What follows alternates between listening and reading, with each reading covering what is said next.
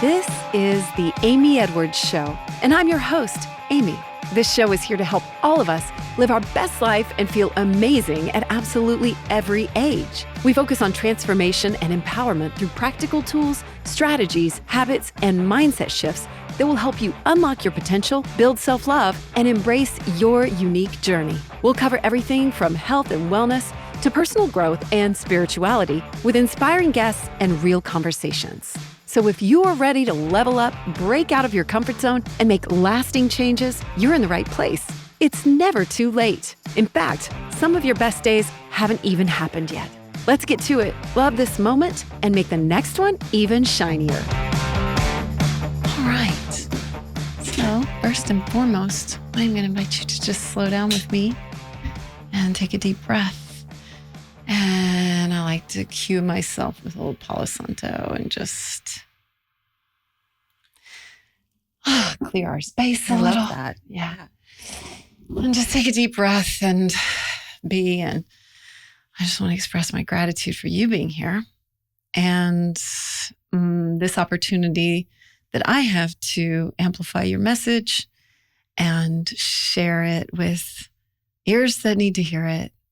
And who knows what ripple effect it can have. And we just invite that and ask that it reach who it needs to reach. And our words be blessed today. And I'm just very grateful that you're here. Thank you for coming in person. Thank you. That was really beautiful. That's an incredible way to start the conversation. Oh, it helps me slow down. Yeah. So, yeah. Yeah, it's really nice. It is nice. In the mornings, my boyfriend and I, we have like a morning practice that we have, and he'll often come in the room with the Palo Santo, and I wake to it. It's like this. Yeah. What? Yeah, it's really nice. That's so nice. What's his name? Nate. Nate. Okay. Yeah. Well, I think we should just leave that in and start right away. It's been a really beautiful experience to have. Like, oh my gosh. Yeah, I know. Someone conscious, somebody making an effort, somebody where you're not doing everything. Yeah.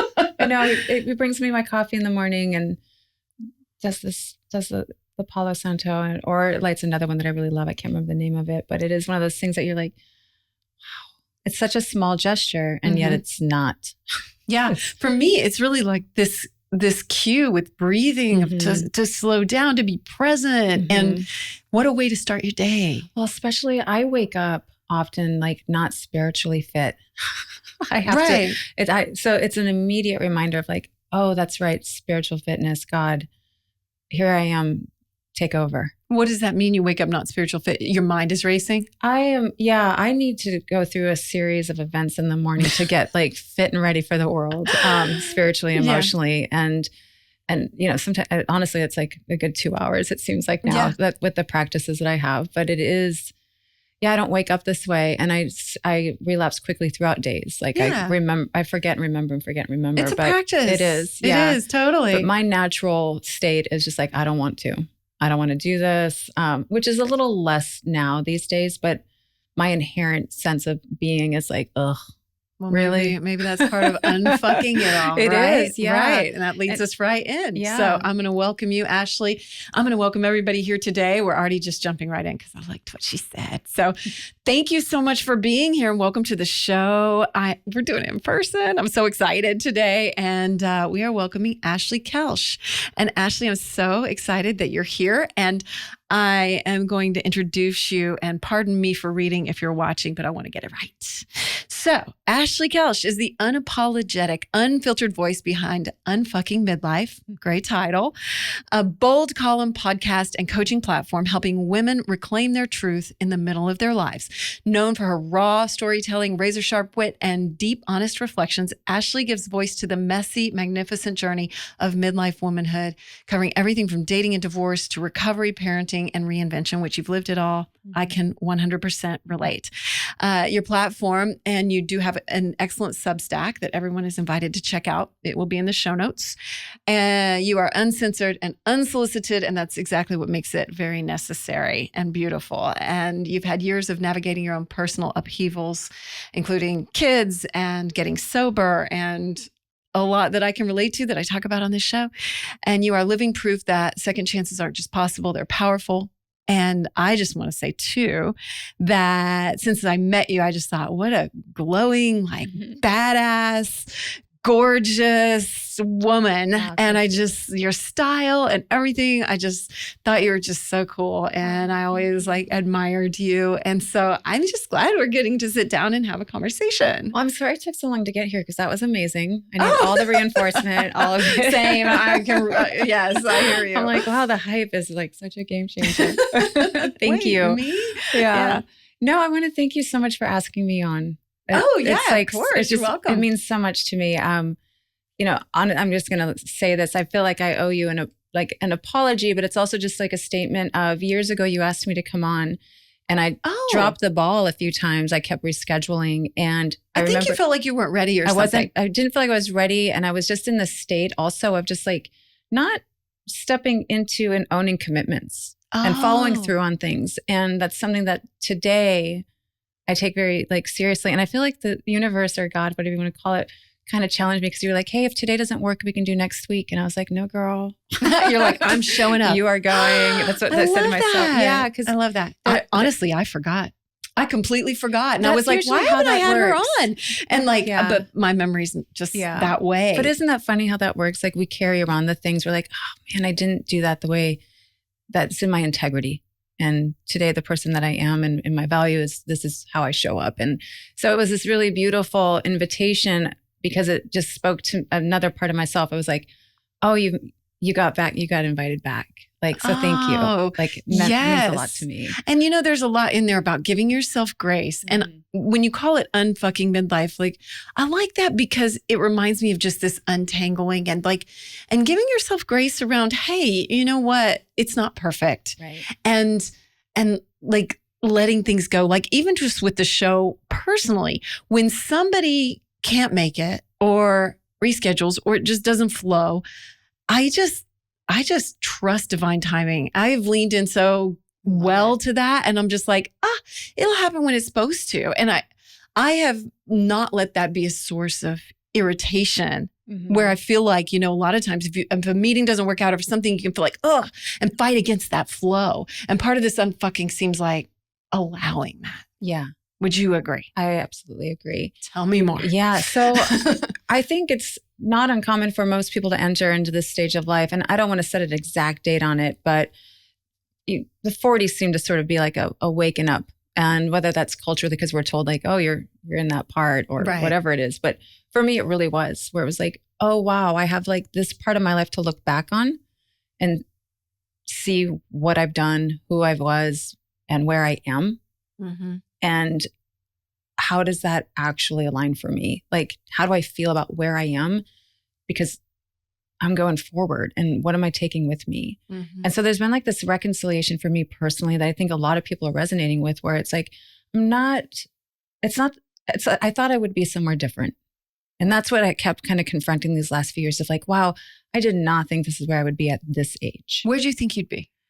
Well, I had these like, very grand aspirations of like, in my 40s, I'll be retired. I'll work because I want to, but I won't have to. It was like thoughts like that are very achievable. Absolutely achievable. But the person I was a big thinker and not an action taker or following through on all. And I don't mean to like discredit all. I've done some amazing things. I raised 2 children. I had a great business here in town.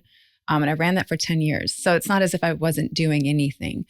But I can also say that there have been a lot of things that I didn't really plan for the future that I talked about wanting to have. And there's a big difference there. And so at this point, it's like, oh, yeah, no, I'm unfucking a lot of decisions that were made in the past that brought me to where I am. And I'm unfucking the nature of that behavior because I do not want to, in 40 years from now, have the same set of problems or ideas. Yeah. I just there's just no way.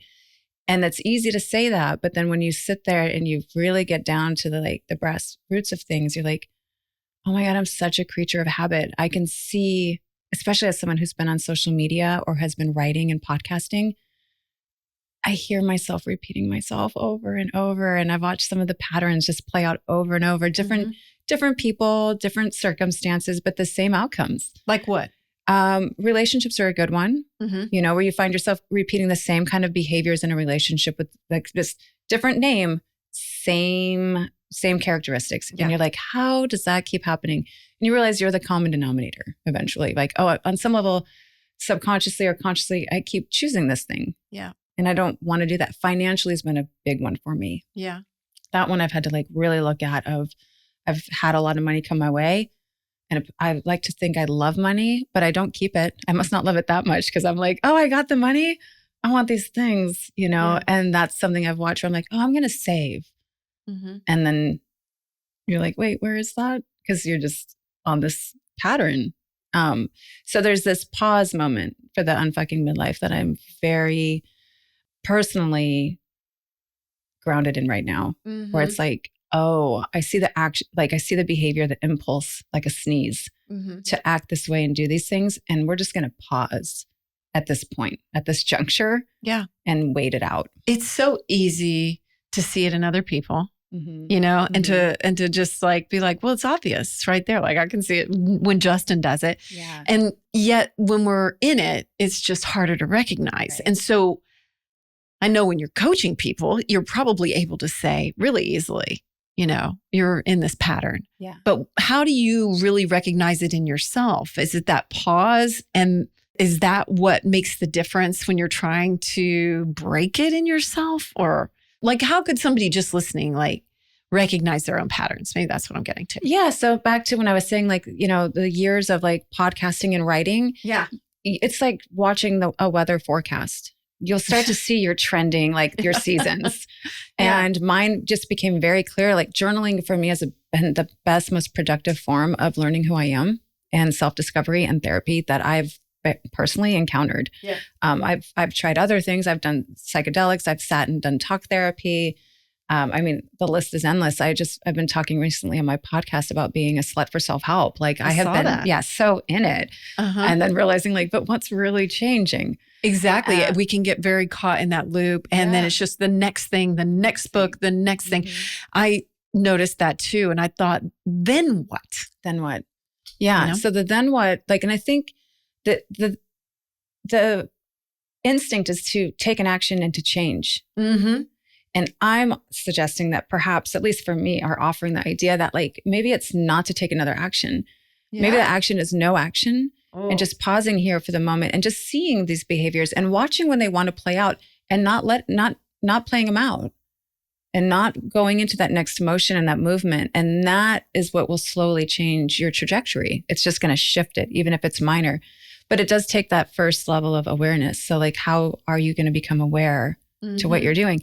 And in depending on, like I said, like where you are in life, like for me, reaching my 40s was like, oh, it's impossible to not be aware of what I'm looking at right now, like what I'm facing, right? Yeah.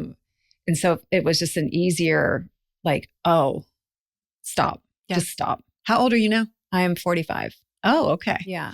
I felt like when I hit 50, I sort of hit like how long am I going to do this for? And I was like, how long am I going to beat myself up? How long am I going to go through these little tired things that I do? And I was like, I just was over it. And I think that that's part of just this trajectory that we hit in midlife, right? Yeah.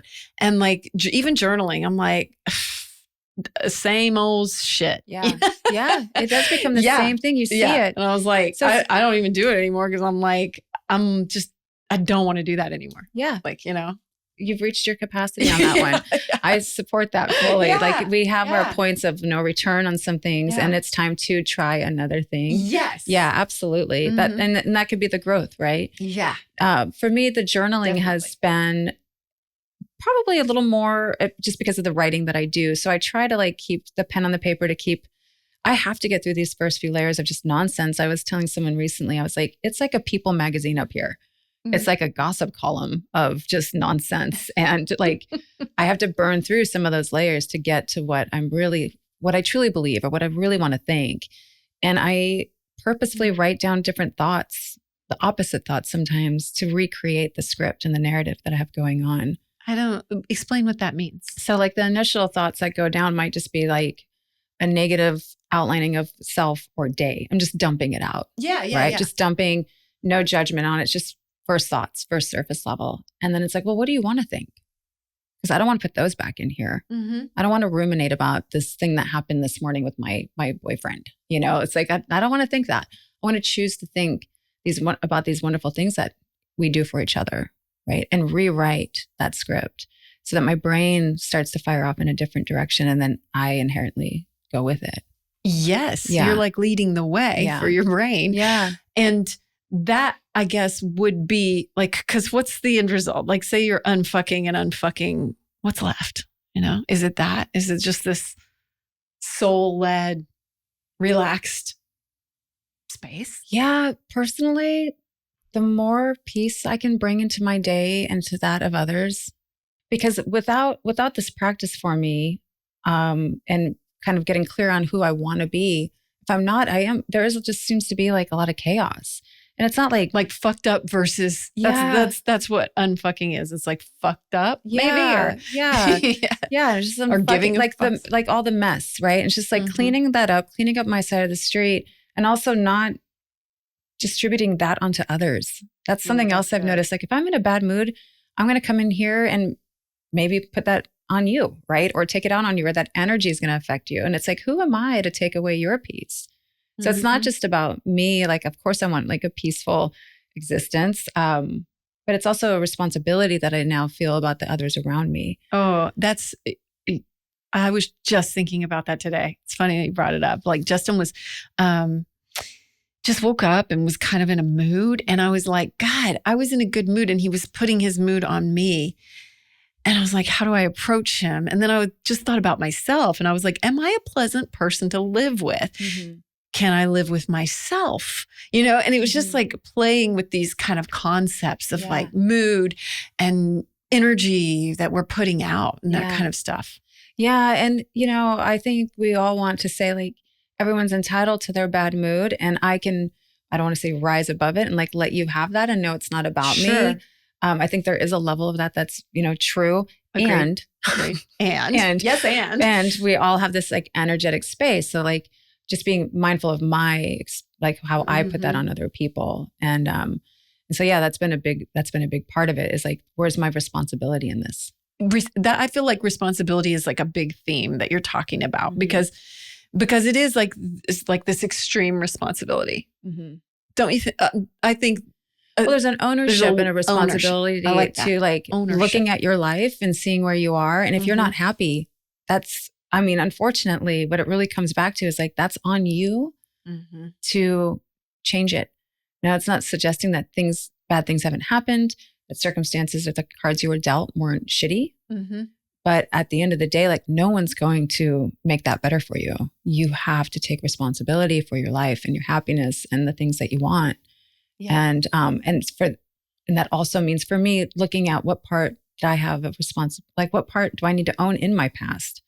Yes, there were other people and players, but I also, like I said, like in my dating, it's like, okay, yeah, that person wasn't great and kind, but I was choosing that. Yeah. You know, the first time it happened, I chose it again and I chose it again. And so like, that's my responsibility. And I can't just sit around and be like, I'm always the victim of this. Like, I mean, you can. I could. But it's not going to be great. No, and it just looks, I was just looking, I guess I'm going to say less pretty. Yeah. As the older I'm getting, I'm like, this is just like to your point, it's like, I'm just kind of sick and tired of being sick and tired of this. Like, exactly. I think I've reached the capacity of like, where the cup is flowing over. We're good here. Like, moving on.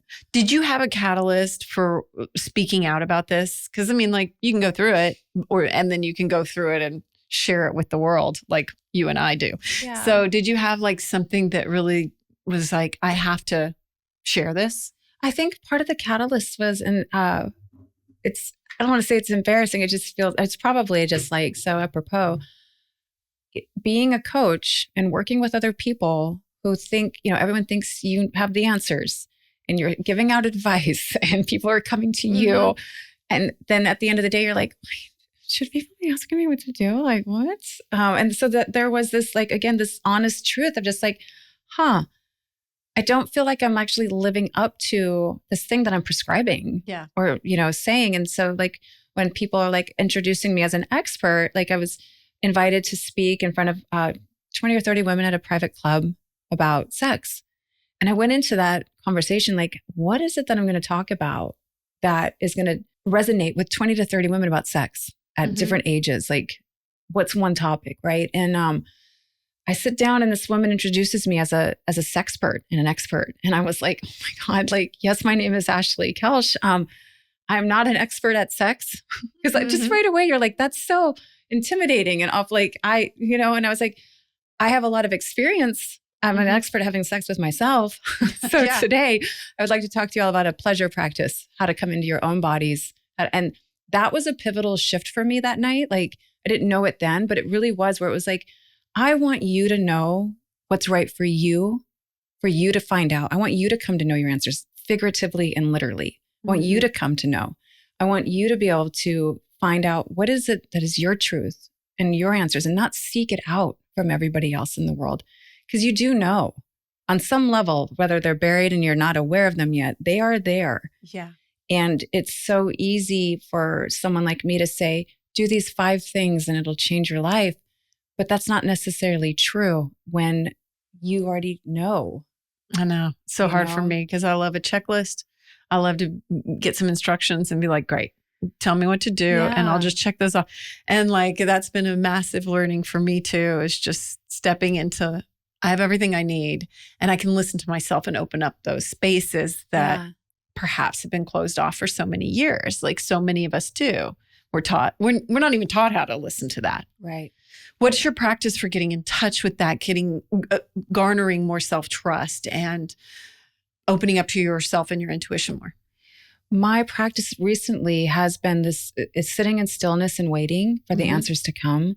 I think I know Love best. that, by the way. Yeah, I think I know the answers. And I now at this point in life, I know better than to believe that. And so, like when I talk about knowing this deep truth, it's that much lower. It's not even like front of mind, right? Most of the time when I think I know, it's usually probably the opposite. And I would say that over the years, deep down, like when I'd go to do something, I was like, and you ignore it. Yeah, and you ignore it. And for so many reasons, right? And it all makes sense. And it's all supposed to happen that way. But I really do believe it's happening in that way so that you do come back home to it eventually. You do, like you recognize, like, I knew not to do that. And yet here I was doing it. And so it's like, oh, I can trust that voice. I like that. Yeah, I like that perspective of it. It's like, oh, okay, that happened for a reason. It gives you like a much happier perspective rather than beating yourself up. Yeah. And that's another thing about unfucking midlife. It's not, I mean, you have your moments, of course, to reconcile like whatever feels bad for you. But it's also about like, it's not meant to like beat us down more and have a pity party or to, it's just like grace. And this is part of the process as humans, is like remembering and forgetting. Agreed. And so a big part of that is again, I think you can do all these practices. And I think all the tools and the practices are wonderful and necessary once you've reached a place of knowing like that voice within that you can trust in. Like my journaling or what are some other things that I do? I do read stuff. Like right now, I'm really enjoying reading Think and Grow Rich. I'm getting a lot out of it. I just read Eckhart Tolle's book. I get a lot out of it.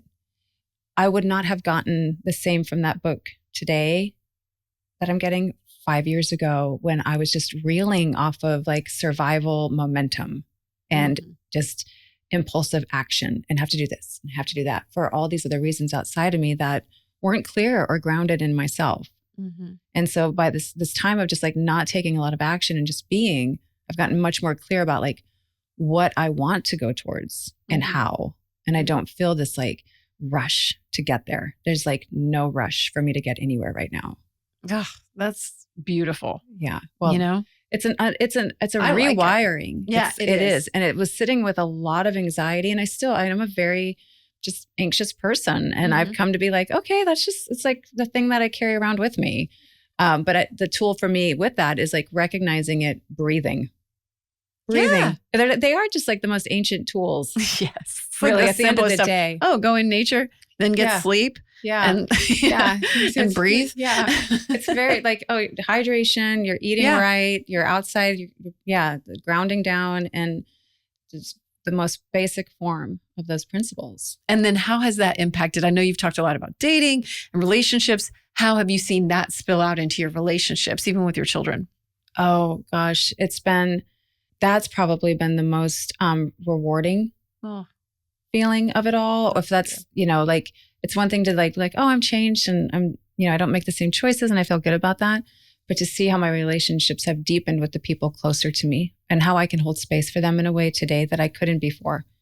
There was a lot of me involved in my kids' lives and situations. I would center myself without really being aware. Like what did that look like? Like when they were hurting, or like, a great example is my daughter was heading off to college, and she and her boyfriend at the time, it was their first serious relationship, and they had consciously decided that they would not be together when she left for college. And watching her process that and that pain, and one day her saying like, I don't know how I'm going to do this without being with him. Mm-hmm. And I thought she was going to say without being with you. Oh. But I caught that. Mm-hmm. And I was like, whoa, this isn't all about you. Like, right. Wow. Right. And then I started seeing how often that part of self was wrapped up in them and thinking that I'm the center of them. And slowly just started walking that back. And now I can sit with them and listen in a way that it's like, I'm really listening. It's not about me anymore. And when I see them hurt, of course, it hurts on some level, but I'm not scrambling to fix it so that I can feel better. Right. Or make them better. It's like, no, this is your journey, because I have a bigger trust now in this. This is how that's supposed to be. I can't control it. I can't fix this. Whatever's supposed to happen here it's just supposed to happen. Yeah. And I don't need to micromanage everybody. I know. Yeah. Even though I'm good at it, if they let me. At controlling. I haven't figured out my life, but I'll figure out all of y'all's real fast. Like I can trust me. I've got that so good at it. Yeah. I know. And then what about dating? Like how's that evolution unfolded? I don't know about you, but for me, dating and being in a serious relationship has probably been, that's been the hardest work I've ever done on myself personally, and not because of that person. Like I feel like I have to preface this man is wonderful. It is very hard work, spiritually, emotionally. And I had never, as a younger person who's been married twice, mind you. Too. Like me too.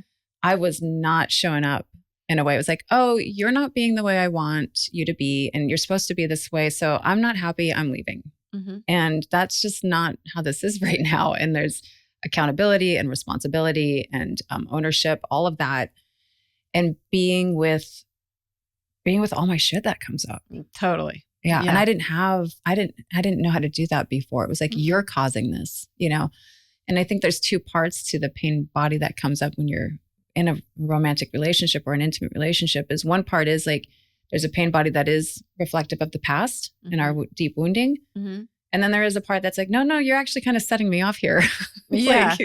And it's learning to separate those two and being able to work through those. And I have a partner who's also like very much consciously involved spiritually with me on that. Like we're on the same page.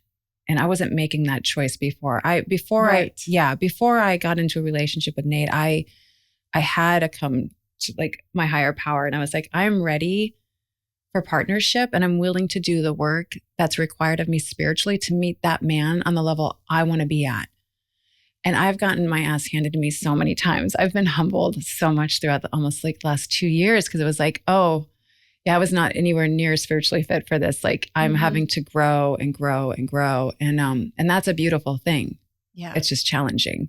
Yeah. Yeah. It was the whole thing for me too. I mean, I had to relearn to date, which I hadn't even really ever learned. I went from one marriage to the next, and I hadn't dated since I was 23, 22 probably. And here I was 47. And so I just had to relearn, because there's so much negative noise about dating anyway that is just culturally a thing. Yeah. Oh, dating sucks. Oh, oh my God, it's so tough out there, or whatever.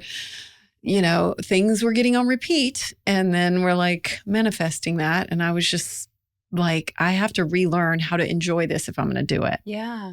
And it was just an interesting experience to learn that. Actually, not even learn. Yeah. Period. Because we're not taught. No. Mm-mm. Well, I love that you had, because I do believe that it can be a total shit show. It can be very difficult, and it can also be incredibly liberating and beautiful. Like I had my years of dating that I was just like, what is going on out here? Like, this is horrible.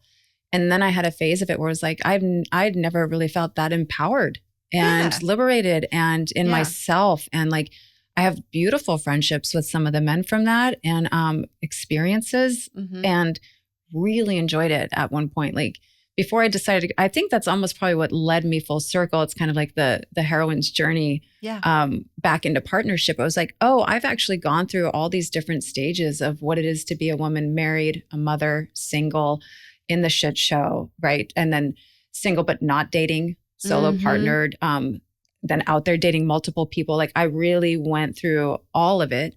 And then I arrived at this place where I was like, I think I've completed that.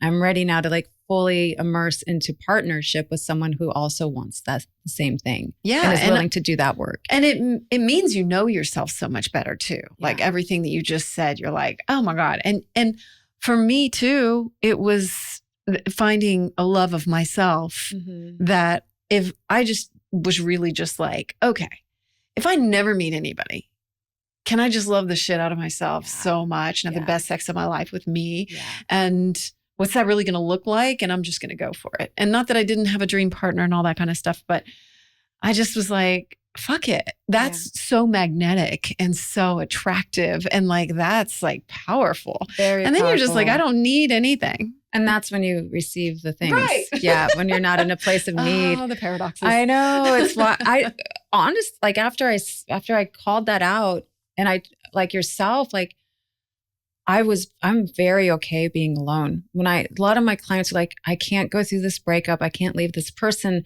I cannot be alone at this age. And I'm like, what? There's like no better time to be alone. You guys. No, I know. I was like, I love it. I was like, is there something wrong with me? Like, I love my life. I love it. My kids, it's just a very full life, and it's not ever lacking if there's no partnership. And so like in this whole circle of the whole thing, it was just like from that space of, I don't need this, but if it happens, amazing. Exactly. And then it came. Wholeness. Yeah. And within like just a couple of weeks we met. You go. And it happened that fast. And I was like, whoa, I was not like, didn't know it was going to happen that quick, but here we are. And as soon as I met him, I was like, that's where I'm supposed to go. And that's what I did. For me, I was just like, that's the direction. A man like this, maybe it's him, maybe it's not. For me, there was so much self-work about attachment and breaking my own cycles of like, I need this, and attachment to anything. And so that was a big learning space for me too, I think, in the dating. So it's been good. That's great though. But I've had to relearn it a few times. Well, it's hard not to get attached to the things or people. It is. Like, it really is. Yeah. I play the opposite game where I'm like, I'm not going to get attached. And that's not great. Yeah. You're right. Yeah. Exactly. It's the attachment styles and all that. And now I'm able to lean into a very new space where I have somebody equally committed. And now I'm like, oh, this is what marriage is supposed to be. We are both showing up fully and willing to do that. And he really is, and I really am. And I'm like, no, this is new. Yeah. So then it's like, you can let go of like, okay, now I'm worried about attachment or whatever. Like now we're really in it. And I'm like, wow, that's a trip. Yeah. So yeah. There's some days where I'm like, I asked for this? What? Yeah, exactly. I said I wanted all that? Okay. That's weird. Let's talk about, you said unapologetic and unsolicited. Did you have a tendency to apologize before? Do you have those? You mean like the column? Yeah, uncensored. Uncensored. I'm sorry. Uncensored You and don't say unsolicited. unapologetic. No, I am. Oh, yes, you do. Well, I am like, so that's been written about me. Unapologetic. I guess like all the things starting with UN. It's like, that's my era. I'm an undoing of things. Yeah. The uncensored and unsolicited is definitely not just by chance. Because of the things that I am writing about, they do get censored. And, or when I've written for other publications, they're like, well, we can't put that in there. And I'm like, what? That's crazy. Don't we know our audience? But like we were speaking about earlier, online I don't even know what it's called right now. They don't have to do anything, but they block and censor certain words. And so I wanted an opportunity because I am an uncensored person. I am speaking without, I don't know if it's because I'm speaking without thinking. And maybe I should filter myself. I don't know that that's it. I think it's just more truth. Yeah, I was going to say, but I just call it as I see it or as I'm feeling it. And that comes out how it comes out. And it's usually typically not censored. Yeah. And the unsolicited, I think anytime you're offering up ideas or solutions or advice, not everyone's asking for it. So I'm just like, hey, I'm just going to gently let you know, like, I know you're not asking, but here it is. Take it or leave it. You want that? Yeah. So it's just unsolicited, uncensored, just like a raw, unedited version of how I see it or of what I'm experiencing. And that's inviting like a level of discernment, because I say that about the show. I'm like, maybe take what works, leave the rest kind of thing, So it is just an opening up and listening and inviting that. And then you're just able to say, I can discern what works for me, like you were saying earlier, which is really cool. Yeah. And that's what you want. Like, you don't want to take it all. You can't take it all. No, it's not all for you, and knowing that difference. And I also know that I've said things over the years that, that people have been affected by in ways where they're just like, they just didn't necessarily agree at all. Like, especially as someone who's opened up a sexual wellness store in Texas in, 2008 and was selling sex toys and talking about it in a way that some women and men were just like, and it rubbed them the wrong way. But it's in that rub actually that I find the most that's where I'm like, I don't want to offend anyone ever. It's never that. But what it is it's this opportunity. If this thing's really bothering you that much, there's a resistance to me or what I'm saying, I invite you to go there. Yeah. Because there's something within you, some ideology that's, whatever that is, I would examine it. And maybe it doesn't mean you're going to buy all into what I'm saying, but it might be holding you back from something else. And so that's a big part of it too. Yeah. And I mean, everybody's having sex. So yeah, I think the motivation there that we're all having it is like, because we're married and we're having kids and we're doing it the way we're told is the quote unquote right way. Yeah. And then we all know behind the closed doors, people are doing their thing, hopefully, and feel free in that. But to talk about it is a whole other thing for a lot of people. And that's just years and years and years of oppression and Puritan culture, as we talked about. And it's interesting because I never grew up, I don't know. I grew up in the church. I think people have this idea also because I talk about sex that I must be like doing all these like things. And I'm like, wow, the things that you think of me, like she sounds like a lot of fun. And I wish I was more like that, but I'm not. I just there's an ease at which I can talk about it because I'm very clear on pleasure is our birthright. It's our birthright. There's nothing shameful about that, and I don't have holdups there from religion and culture. Just don't have any. That's great. Yeah. Good. Then you're well suited to talk about it. Yeah. I've had to overcome, I think, just things I didn't even know were going on. Yeah. And like, I feel like I hadn't even had sex sober, like since I don't know when, it was just like, yeah. And so just, there was a lot to unfuck. Yeah. And unpack for fucking. That's so common though with people and drinking, especially with women. And it's really unfortunate that that's where we think like, I can quote unquote be myself if I've had a few drinks and I can go do that. Yeah, exactly. And I also, in getting sober the first time, had that awareness of like, you haven't actually really had like sober sex. I'd been present in my body and had orgasms, not from drinking, but just like through my pleasure practice. And I wouldn't have even called it that then. No. But I had set time aside for that instinctually. I just started doing that in my 20s. And maybe it was like my own form of therapy or escapism, but I just discovered myself and my pleasure that way. But with my partners, it was not like that. It was a lot of drinking.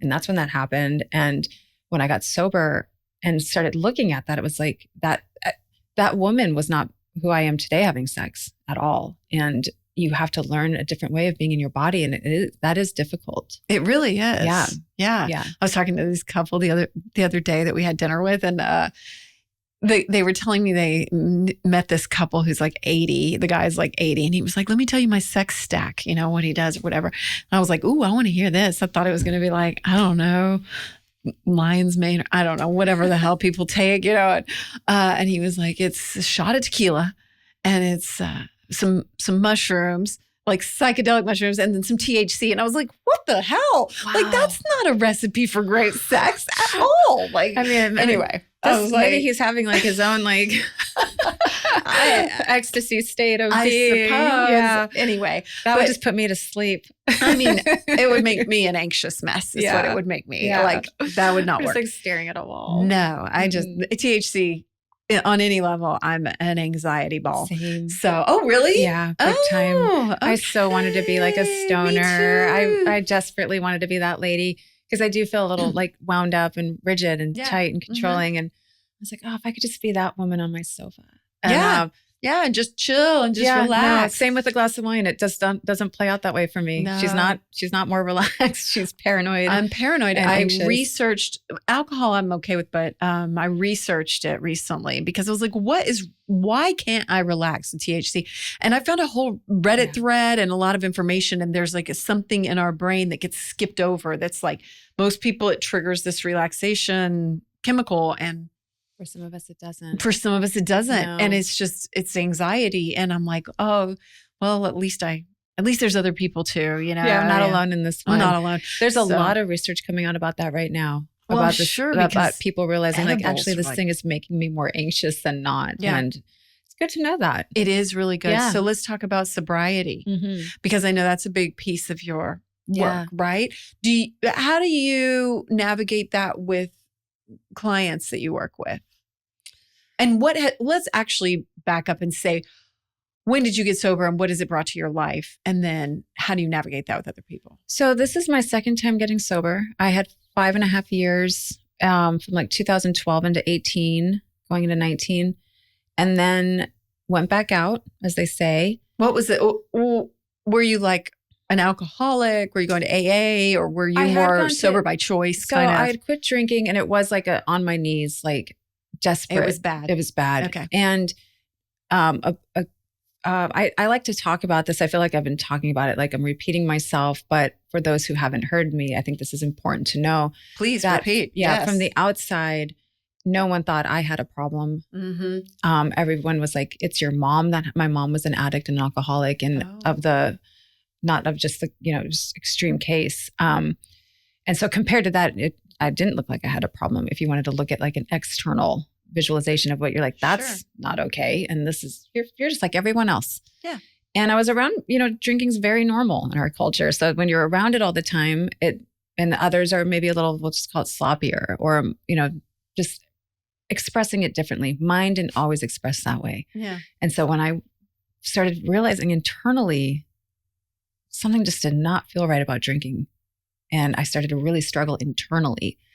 And I will say that, like, if I'm being totally honest, my drinking does lead to me like lying, cheating. I don't know if it's like stealing necessarily, but I'm just not living up to my integrity, and I'm doing other things. And eventually it leads me into like a bathroom doing like hard drugs with people. And I'm like, how did I get here? I haven't done this since high school. And it's like every 10 years I like have this spell of like a couple of times where I'm like, what just happened? And so those behaviors start to play out. And that's when inside there was just this friction and this tension of like, when I drink, my life gets really chaotic. I may not be falling down, which I certainly was at times. I may not be drinking during the day or drinking a lot. I wasn't drinking a lot. But what was going on with other things as a result of it was just messy and not in my integrity. So I got divorced, and that's when I really realized I was like, oh, I don't have someone, sounds so bad, someone driving us. I don't have someone else to count on in the morning to help with the kids. Like I was so aware of like, oh, I want to drink right now, and I probably shouldn't do that. And it hit a point where like I couldn't control that. And that's what I mean by like on my knees, like the anxiety from it and the fallout from that. And so I quit, and I did go to AA.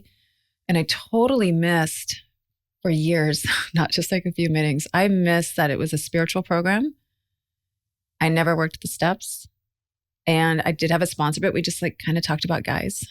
Mhm. Like eventually, after all those years, I was like, well, my life hasn't really gotten that much better. I still have the same problems. And, I removed alcohol. So clearly that wasn't the problem because nothing feels different. And so I was like, you know what? I just want to have fun like everybody else. I just want to relax like everyone else. Mhm. And my kids are old enough now. I can't abandon them. I can't do what happened to me to them. And I talked to my therapist, I talked to people around me, and I was like, I'm going back out, guys. Like, I was kind of like a side eye, but like, we're going to manage this. And I did go out and I spent almost 3 years trying to get just to quit. The string days together to not keep drinking. And the drinking was just drinking with girlfriends and going to dinners.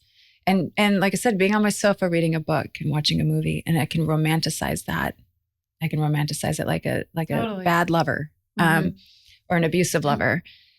And so I just knew like I didn't want to be doing that.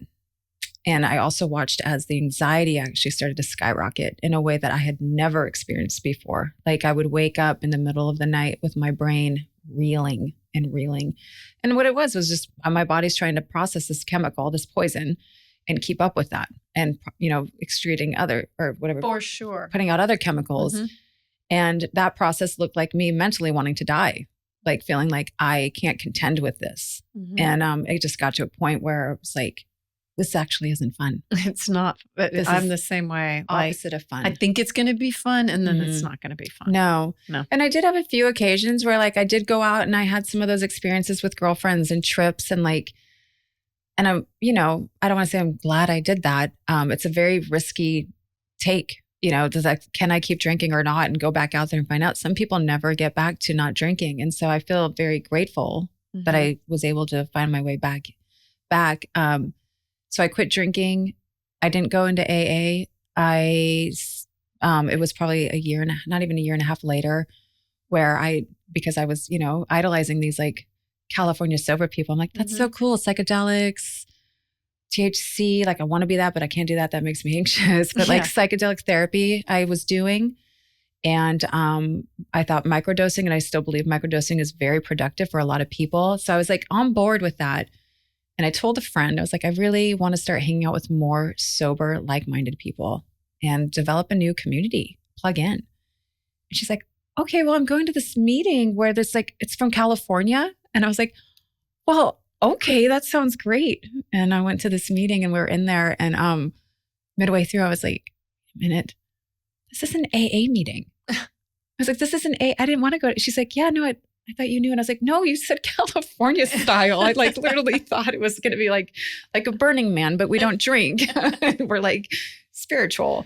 But someone spoke that night, and I'll just say it was like, I heard what I needed to hear that night. And it was God just doing for me what I couldn't do for myself. And I had a burning bush moment, like completely. This person spoke, and I had this thought, like he referenced a book, and I thought, I got to get that book. I went home. Turns out I had that book. Someone gave it to me in 2014. What was it? It's called 12 Steps in the 12 Traditions. It's a 12 and 12. Oh, yeah. Yeah. 12. And that night I was like, I'm going to commit to reading a chapter a day. Oh. And I did. And that was a huge shift for me. Because I then had the next thought, which was, these new ideas. I was like, I never actually worked the steps. I never gave this program a real shot. I never did the thing. I'm going to work the steps, and maybe get a sponsor. First, I Googled, how do you work the steps? And printed out all the papers, and then kept going to these meetings. And then I talked to someone and I got the sponsor, and I was like, okay, now I'm going to do this thing. And it's been, 3 years of not drinking, a year and a half of working the program. And it is amazing because it is one thing, like I said, to remove alcohol and drugs from your life, that might make a difference. But the rest of that behavior within me, like there was a lack of emotional sobriety. There was a not living in my integrity. There was zero spiritual foundation, even though I would have been someone who was like, oh, I'm totally woo, and I meditate and I do all these things. But like I was not truly communing with like another spiritual source. Yeah. And this brought me to that, Yeah. So it's been for me a really beautiful program. It's not for everyone, but I've gotten tremendous value from it. You give it a good stab. Yeah. I like it can really. I think for I think we can use the 12 steps regardless. They just bring you into present moment and they teach you how to make amends and to be honest and to own your part. So like the unfucking of midlife, it's no coincidence that also like I'm going through this program and getting truly sober, living in recovery, but I have this higher power element that I've never had and a new way of living. So it's like, I really had to take a look in the mirror at myself. Yeah. And I had, thankfully, these steps to hold me through that and teach me a new way of being. Yeah. For me too. I did them more on the Al-Anon side. Yeah. But I am sober too. And more just because I live with someone who's in recovery. I don't know if we're using that term necessarily, but he's sober lifestyle too. So I was like, let me give it a shot. And I feel so much better now. And I notice my moods and I notice my anxiety that I used to have. But working the steps from an Al-Anon perspective is the same thing. They're the same steps. And it's just about really surrender for me and not trying to fix everything and my own patterns and all the things. Yeah. So it's been really incredible. I mean, it truly is woven in most of all the self-help work. Oh, 100%. Yeah, I mean, like I listened to Mel Robbins, what's it called? Let Them, and which is great. But I was like, this is basically like the first 3 steps. I was like, this is the serenity prayer. Honestly, that's all. Well, that's my other big thing about self-help and seeking out these answers from everybody else. And like, we're all just lobbing it at everyone. Yeah.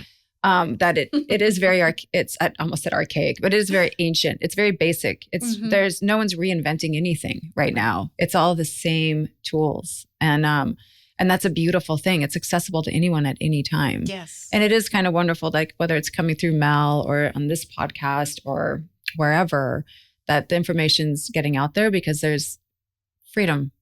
We could all be recovering from something, I'm sure. You know what? I'm glad you said that.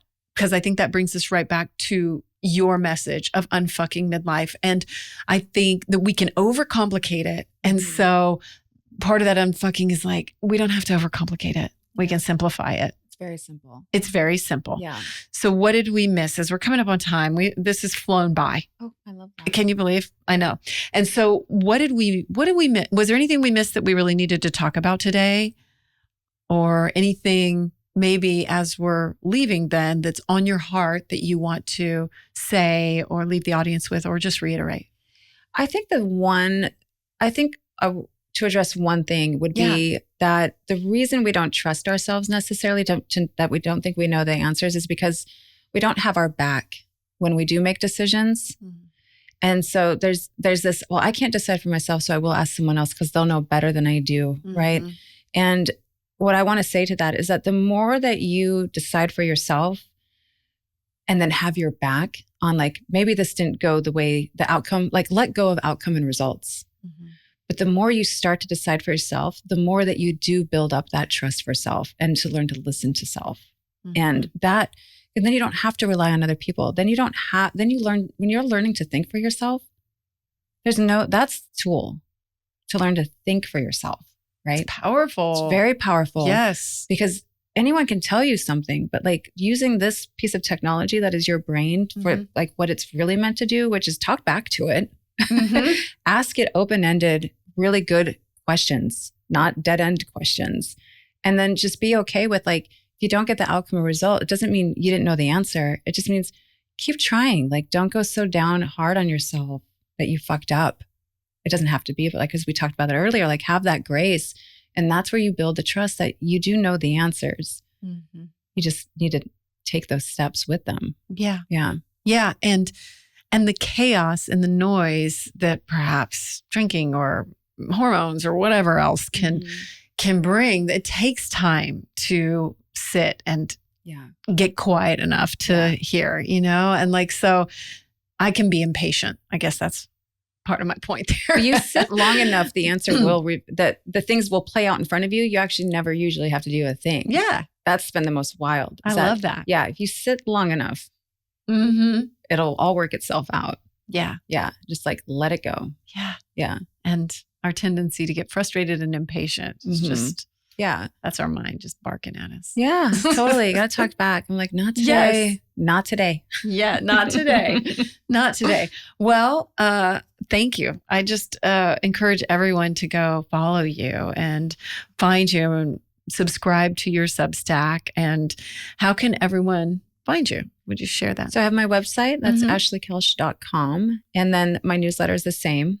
And it's called Unfucking Midlife, but it's under Ashley Kelsch, and same with Instagram. And it's all on the Google. It's all there, and it's all in the show notes. Yes, so people can find you very easily. And I feel like I just could have kept talking to you. I just love you and I love you love too. what you're doing. And yeah, I'm really happy. I see you have like time flies there on your arm, and that's it really does. It does. Yeah. Is it midnight?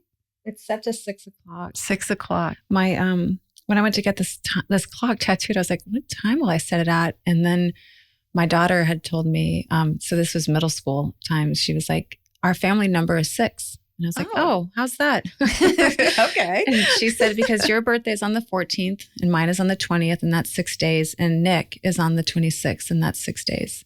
And so the three of us, she just was like, there's 6 days, 6. Yep. And I was like, done.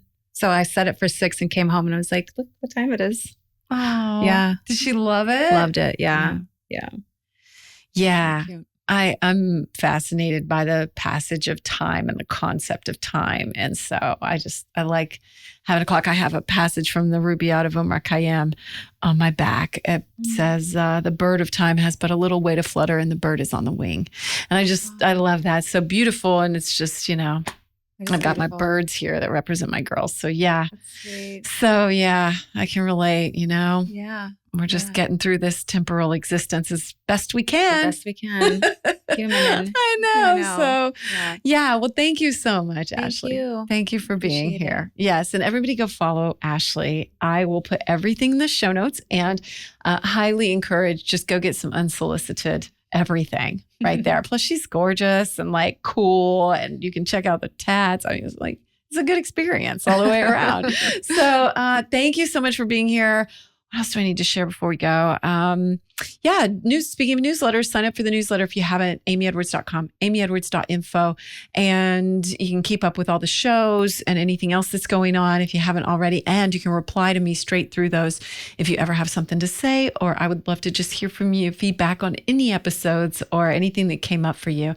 And then as always, share it with a friend if you can, because that's when we start sharing, that's when we start talking about these things. That's when they become more real in our lives. And I just love that so much. But you showing up here is doing the work, and you don't even have to do anything. Just like Ashley said, you know what? We're feeding this growth when we show up for things that push us just a little bit. So I love you so much. Thank you so much for being here. Till next time.